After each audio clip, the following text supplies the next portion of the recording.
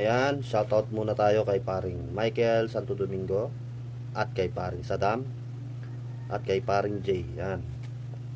Shoutout nga pala sa Solomon family. Shoutout sa Castro family. Shoutout sa Soriano family. Yan.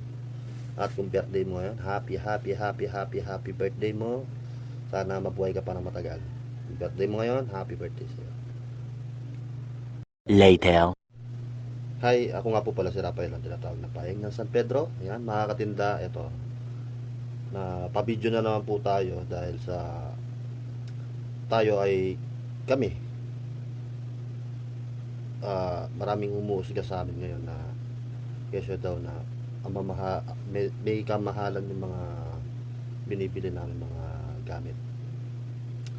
Ito lang po masasabi ko sa inyo, mga katinda, at sa mga taong umuusga sa amin ngayon na wala pong masamang mangarap at manalig sa Diyos.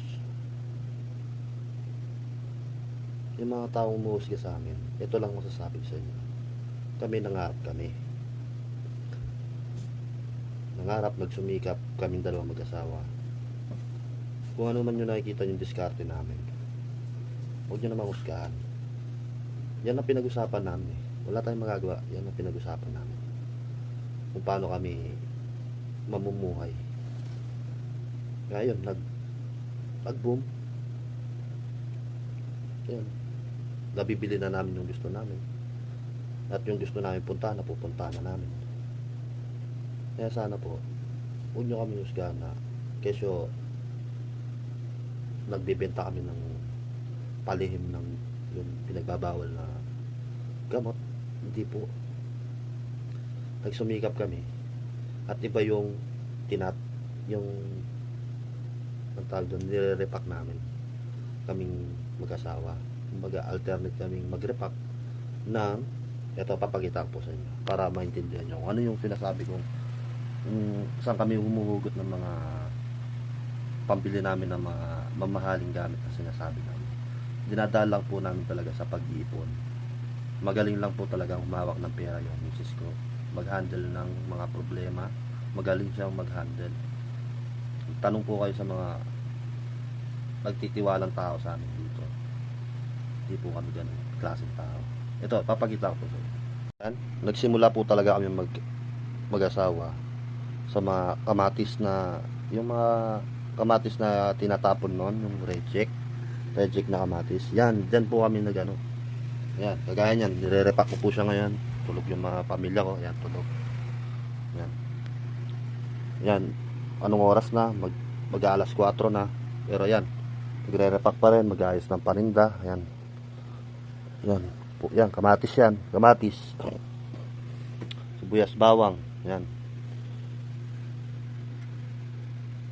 Yan. At ito po pala yung mga sinasabi nila na galing sa masamang bisyo. Ito mga to. Yan.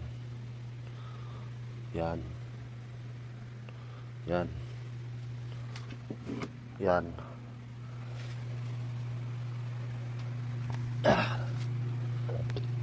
Ito lang masasabi ko sa mga taong mapanghusga. Huwag ka nang manghusga o maggumawa ng kwento para siraan yung isang tao, para umangat ka lang sa paningin nila, tawan-tawanan mo. Habang pinagtatawanan mo yung isang tao, ikaw naman pababa ng pababa, imbis na iangat mo yung sarili mo, nandadamay ka pa. Sana wag ka naman damay. Ngayon, yung mga pinakita ko po kanina sa video, yung mga yan, mga pinaghirapan po namin yan, mga pinag-ipunan po namin yan taon po bago namin na napagtagumpayan tong pangarap namin, at may susunod pang pangarap at may susunod pang magandang buhay na mangyayari sa amin. Yan mga katinda, sana maintindihan nyo po ako. Di po kami ganun na klaseng tao. Ayun nga, dahil nga yung pinagbibintangan nila kami magbenta ng mga masamang bisyo, di po namin gagawin yun kasi unang-una sa lahat, makabenta ka ng ganun na isa, dalawa, tatlo, apat, kung pumutok sa utak na yun, magwala siya. Isa sa mga anak ko ang kinuha niya ng buhay, o ibang tao ang kinuhanan niya ng buhay o nilapastangan niya yung pagkatao ng isang tao na yun, ano na lang kaya mararamdaman ko, di ba? Konsensya ko na lang siguro ang o konsensya nung magbebenta, di ba? May ganyan talagang tao. Pero kami, patas lahat kami. Yan, hindi kita inuhusgahan. Ito lang masasabi ko sa'yo. Marangya naman yung naisip mong negosyo. Yung nga lang, parang nababaduyan ako kasi yumayaman ka o nagkakaroon ka ng pera sa mga pinaghirapan ng iba. Tapos, yung mga bata, tumitigas ang ulo, hingi ng barya para may maihulog lang dyan sa negosyo mo. Diba? Masaya yung mga mata ng mga bata, pero para sa akin, mainang nila lang. Yun lang na masasabi sa iyo. Yan. Yun lang po. Maraming salamat sa inyong walang sawang suporta. Bye-bye. Thank you. Peace out. God be the glory.